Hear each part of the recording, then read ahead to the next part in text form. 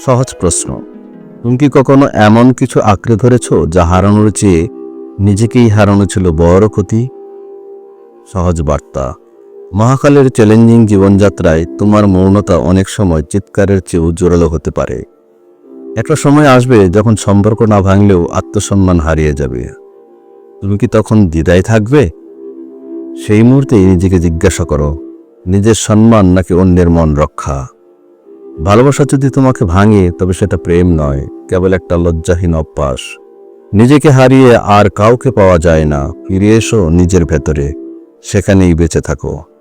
যে ব্যক্তি মানুষের সন্তুষ্টির জন্য আল্লাহকে অসন্তুষ্ট করে, আল্লাহ তাকে মানুষের উপরেই ছেড়ে দেন। তিরমিজি হাদিস 2414। সহজ কবির সরল কথা, নিজেকে ছোট করো না অকারণে। যে সম্পর্ক সম্মান করে সে আগুনেরই সমান। প্রেম মানে নিজের ভেতরেই শান্তির ধারা। নিজেকে হারিয়ে অন্যকে চাওয়া আত্মঘাতী বলা যায় না সোজা। তুমি কি কখনো এমন কিছুতে থেকেছ যা তোমার আত্মসম্মানকে ধ্বংস করেছে? কমেন্টে জানাবে নিশ্চয়ই। ধন্যবাদ আনতে সহজ কবি। প্রিয় দর্শক, ভিডিওটি যদি আপনার ভালো লেগে থাকে তাহলে বন্ধুদের সাথে শেয়ার করুন। পাশাপাশি মহাকালের সঙ্গে চ্যানেলটি সাবস্ক্রাইব করে জীবনমুখী বাস্তবতার সঙ্গী হন। ধন্যবাদ আনতে সহজ কবি।